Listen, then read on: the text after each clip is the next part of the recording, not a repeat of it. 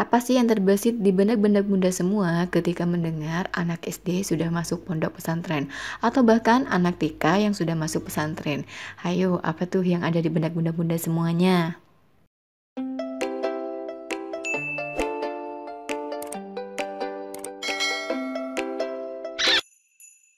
Assalamualaikum semuanya, hai jumpa lagi di video Umi.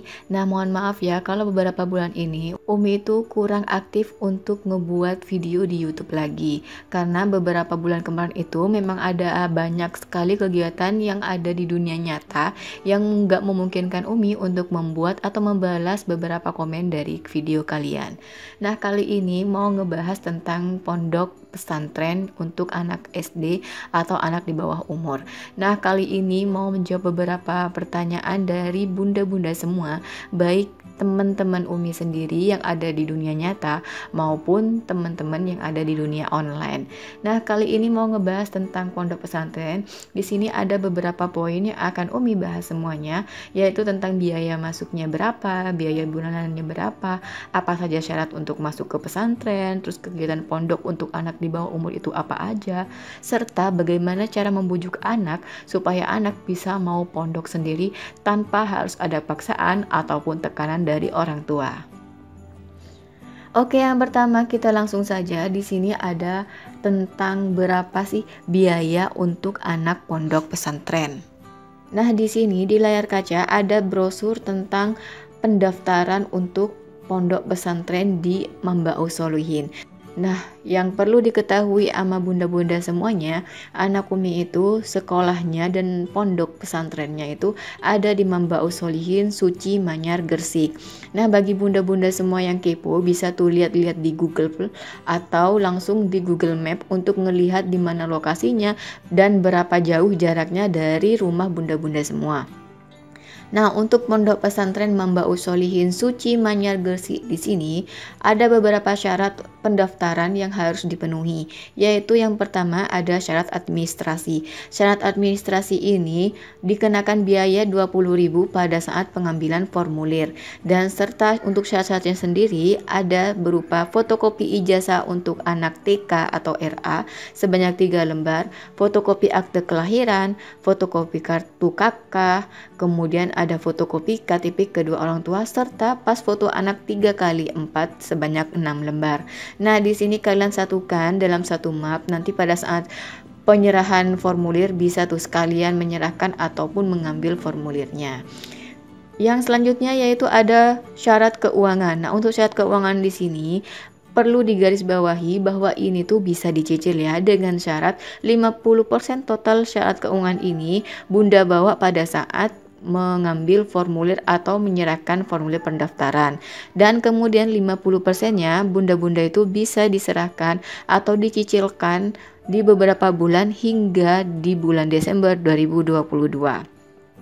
Apa saja sih syarat keuangan untuk pendaftarannya? Di sini ada infak pembangunan. Untuk infak pembangunan itu dibedakan menjadi dua, yaitu non mukim dan juga pondok. Nah, mengerti ya? Kalau non mukim itu berarti yang tidak pondok atau memang bolak-balik selama sekolah. Kalau yang sudah ada tulisan mondok itu berarti anak tersebut sudah ada di pondok pesantren selama sekolah. Nah, di sini ada administrasi infak pembangunannya sebesar 200 hingga 500 ribu sesuai dengan ketentuan yang bunda-bunda inginkan. Kemudian ada administrasi pondok sebesar 50.000, akomodasi pondok 500.000, syahriah pondok bulan pertama untuk putra dan putri juga berbeda. Di sini untuk putra 550.000 dan untuk putri 500.000. Nah, untuk syahriah pondok ini adalah SPP pondok pertama untuk putra. Nah, ini dia bulanan yang akan dibayarkan di tiap bulannya untuk membayar pondok pesantren. Kemudian ada seragam olahraga, kain kotak, kain bawahan, atribut, almanak, perpustakaan, ekstrakurikuler, buku raput formal, ikat pinggang, kaos kaki 2 pasang, buku TPQ An-Nahdiyah 1 tahun. Nah, enaknya di sini itu Bunda, kita itu langsung membayarkan kebutuhan sekolah selama 1 tahun. Jadi ketika setelah membayarkan ini semua, bunda-bunda tidak akan kerepotan untuk membayar pembayaran yang seolah-olah dicicil di tiap bulannya, entah itu pembayaran buku paket kah, buku ini kah, buku itu kah. Di situ gak akan ada untuk di Mambaus Solihin. Kemudian ada LKS 1 tahun, administrasi, buku tabungan, songkok atau kerudung putri, kemudian ada syahriah madrasah bulan pertama. Nah, di sini semuanya kalau ditotalkan semua, di sini ada tulisan ya. Untuk putra kurang lebih itu 1 juta. Ini yang non mukim, yang artinya nggak ikut pondok di pesantren sini. Kemudian ada jumlah putra yang ikut pondok senilai 2.400.000. Untuk jumlah putri non mukim 1.115.000. Jumlah putri mondok 2.465.000. Jadi untuk biaya pendaftaran dan juga pondok pesantrennya ini kurang lebih sekitar 1 jutaan, sehingga jika ditotalkan menjadi 2.500.000-an. Nah, ini untuk syarat keuangan biaya masuk pesantren. Nah, sudah cukup jelas ya. Untuk bunda-bunda semua yang ingin tahu atau ingin mencatat semuanya, bisa di screenshot layar kacanya ya. Kemudian selanjutnya ada biaya bulanan. Nah, berapa sih biaya bulanan yang harus dibayarkan di tiap bulannya ketika anak masuk pondok pesantren? Nah, ketika anak sudah masuk pondok pesantren, ada 2 pembayaran yang harus dibayarkan di tiap bulannya, yaitu untuk biaya sekolah yang berupa SPP senilai 50.000, kemudian ada keuangan untuk pondok pesantren yang berupa syahriah pondok yaitu 550.000, ini untuk putra. Kalau nggak salah untuk putri itu 500.000 ya, sesuai dengan ketentuan yang sudah ada di rincian biaya masuk pesantren. Apa saja sih fasilitas ketika kita membayarkan uang pondok bulanan itu? Nah, di sini nggak lain itu ada termasuk dari cuci baju atau laundry. Jadi cucian anak itu sudah ada yang mencucikan. Kemudian ada les privat. Jadi anak ketika sudah sekolah sorenya itu akan les. Jadi anak itu bisa mengulang tanpa harus kita takut anak itu gimana belajarnya, gimana prestasinya. Jadi insya Allah itu di pondok pesantren sudah ada yang bimbing. Kemudian ada obat-obatan. Jadi jangan khawatir ketika anak-anak bunda-bunda sakit di pondok pesantren, itu tuh sudah ada klinik dan juga dokter yang handal dalam merawat anak-anak. Itu tuh semuanya free, gratis untuk perawatan dan juga obat-obatan. Kemudian ada makan 3 kali sehari. Nah, untuk makannya juga jangan khawatir karena anak-anak kita itu sudah terjamin untuk sarapan, makan siang dan juga makan malam. Kemudian ada nggak sih syarat paten untuk masuk ke pesantren? Nggak ada ya bunda, nggak harus hafal Quran. Kalau ada beberapa pondok yang memang harus hafal Quran, tapi kalau di sini tuh nggak harus hafal Quran. Jadi bunda-bunda semua itu bebas yang memasukkan anak putra putrinya ke pondok pesantren ini, asalkan anak bunda-bunda sudah bisa menulis dan juga membaca serta membaca Al-Quran maupun Iqra. Jadi di sini yang baru tahu bacaan Iqra pun nggak masalah ya. Jadi bisa tuh untuk ngedampingin putra-putrinya belajar membaca Iqra maupun mengaji ketika masuk pesantren nantinya. Selanjutnya yaitu apa saja sih kegiatan pondok pesantren. Nah, di sini kegiatannya tidak lain adalah seperti biasanya. Ini tuh gak seforsir yang Umi pikirkan. Dulu awal Umi memasukkan anak-anak itu sudah mikirnya bakalan padat banget jadwal anak-anak. Ternyata tidak. Ternyata jadwalnya itu benar-benar santai banget seperti anak itu berada di rumah. Mereka hanya sekolah dari jam 6 hingga jam 1 siang. Setelah itu selebihnya mereka ada di pondok pesantren dengan kegiatan yang benar-benar di dunia anak-anak. Jadi bukan dunia yang harus diforsir hafal ini, harus kegiatan ini, enggak ya bunda-bunda. Nah, ini dia kegiatannya. Yang pertama itu ada tahajud. Tahajud di sini opsional karena dari cerita Abang Sudik ada juga teman-temannya yang tahajud mengikuti dari pengasuh pondok. Jadi pengasuh pondok itu biasanya bakal sholat di depan anak-anak. Jadi yang mau tahajud ikut tahajud silakan, yang enggak tahajud pun enggak apa-apa. Jadi di sini tuh masih di dunia anak-anak ya bunda ya, enggak harus dipaksakan tapi dicontohkan terlebih dahulu. Kemudian di sini sholat subuh berjamaah. Nah, kalau untuk sholat 5 waktu itu wajib dan kudu di 5 waktunya. Jadi harus berjamaah ya untuk sholatnya. Kemudian setelah sholat subuh mereka itu akan mengaji secara bergiliran. Nah, siapa saja yang sudah mengaji mereka itu diwajibkan untuk bersih-bersih maupun mandi.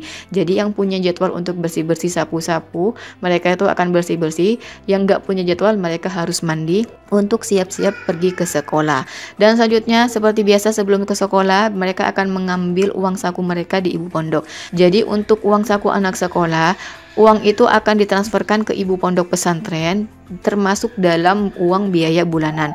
Jadi untuk biaya pondok pesantren, kemudian uang sekolah dan juga uang saku disatukan dalam ketika mentransfer ke ibu pondok pesantren. Nah, setelah dapatkan uang saku baru deh anak sekolah.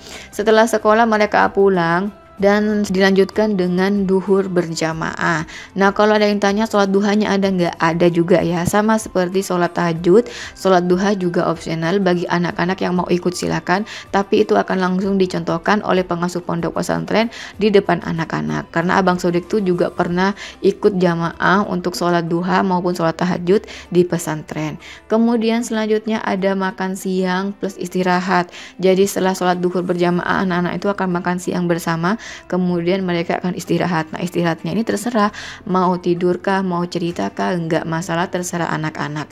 Kemudian setelah itu sholat asar berjamaah. Setelah sholat asar berjamaah barulah anak-anak itu akan les umum atau les privat sesuai dengan mata pelajarannya yang sudah diajarkan di sekolah. Nah, pada saat ujian ini tuh rutin banget diajarkan untuk les, karena ujian itu kan harus benar-benar menghafal, benar-benar bisa mengerjakan ujian. Jadi nanti kakak-kakak yang mengajarkan les tersebut akan selayaknya berperan seperti kita sebagai orang tua kepada anak. Mereka akan ikut melatih. Jadi ketika ujian nantinya anak-anak tuh bisa menjelaskan semuanya dengan jelas dan juga lancar. Kemudian selanjutnya ada sholat maghrib berjamaah. Kemudian setelah sholat maghrib ini bisa diisi dengan istirahat, atau ketika ada jadwal untuk yasinan atau diba, itu tuh akan diisi di setelah maghrib. Jadi intinya setelah maghrib ini nggak ada jadwal khusus yang tiap harinya harus ya. Jadi itu ada selang-seling antara diba dan juga yasinan plus istirahat. Setelah sholat isya berjamaah baru deh anak-anak itu tadars atau mengaji. Jadi setelah sholat isya anak-anak itu mengaji bersama-sama. Setelah itu melanjutkan hafalan-hafalan yang harus dihafalkan di pondok pesantren. Nah, hafalan untuk di pondok pesantren itu biasanya hanya berupa surat-surat pendek, karena di buku pondok pesantren itu juga ada beberapa keterangan yang harus dihafalkan selama di pondok pesantren. Jadi hafalannya itu sebelum anak-anak tidur. Setelah itu baru deh anak-anak bisa tidur hingga melanjutkan aktivitasnya seperti sedia kala dari awal pagi hingga tidur kembali. Selanjutnya, bagaimana sih cara membujuk anak supaya anak itu mau untuk masuk pesantren tanpa adanya paksaan? Nah, kalau Umi sendiri, Umi itu dari awal anak itu sudah balita, Umi ajak anak-anak itu untuk mengenal dunia pesantren. Umi bawa anak-anak itu ke salah satu pesantren Malang. Kita itu sama-sama mondok di sana, mondok selama kurang lebih 2 hingga 3 atau 4 minggu gitu ya, selama bulan Ramadan. Jadi anak-anak itu tahu, oh dunia pesantren itu seperti ini, kegiatannya itu seperti ini, tempatnya itu seperti ini. Jadi anak-anak itu sudah ada memori dunia pesantren sejak kecil. Kemudian berikan edukasi dan juga tontonan tentang indahnya pesantren. Jadi untuk pesantren, berikan pada anak itu tentang indah dan serunya pesantren ya bunda-bunda. Jangan diberikan pesantren itu sebagai hukuman, apalagi sebagai ganjaran yang gak baik untuk anak. Jadi berikan sugesti yang terbaik lah untuk anak, bagaimana anak itu mengetahui kalau pondok pesantren itu indah, seru, dan juga menyenangkan, serta bermanfaat untuk dia nantinya ketika dewasa. Nah, begitu ya cara Umi untuk membujuk anak-anak. Karena ketika kita sudah melakukan itu semua, anak-anak itu dengan sendirinya akan mau untuk ikut pesantren tanpa harus kita marahi, tanpa harus kita tegur, tanpa harus kita apa. Kita hanya cukup ayo ke pesantren, ayo berangkat gitu biasanya ya. Nah, untuk tontonan sendiri biasanya itu kalau di TV tahun-tahun yang dulu itu memberikan tontonan tentang pesantren yang berjudul Kun Anta. Jadi bunda-bunda yang tahu tentang Kun Anta itu kan seru banget ya videonya tentang pesantren. Itu tuh bener-bener filmnya tentang dunia anak pesantren yang gokil, yang seru, yang bisa main, yang bisa belajar, yang bisa hafalan, yang bisa ngaji gitu ya. Jadi anak-anak itu sudah tertanam gitu loh di otaknya kalau pesantren itu memang seindah dan seseru itu.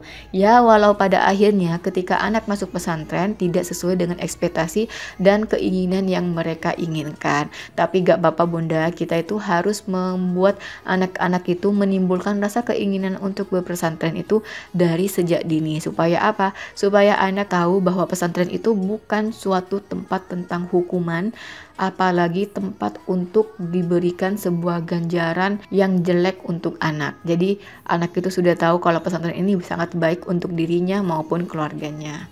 Oke, sekian saja ya dari Umi. Sudah Umi jabarkan semuanya lengkap. Jadi bisa bunda-bunda cek-cek langsung karena pendaftaran ini dimulai dari Mei hingga nanti 30 Juli. Jadi bunda-bunda semuanya bisa silakan searching-searching di Google atau di Google Map untuk mengetahui seberapa jauh jaraknya. Tapi kalau memang bunda-bunda itu semuanya memang benar-benar teguh, insya Allah lah jarak itu tidak akan menjadi masalah, apalagi biaya pun tidak akan menjadi masalah. Oke, sekian saja ya video dari Umi, semoga bermanfaat. Sampai jumpa di video selanjutnya. Wassalamualaikum warahmatullahi wabarakatuh.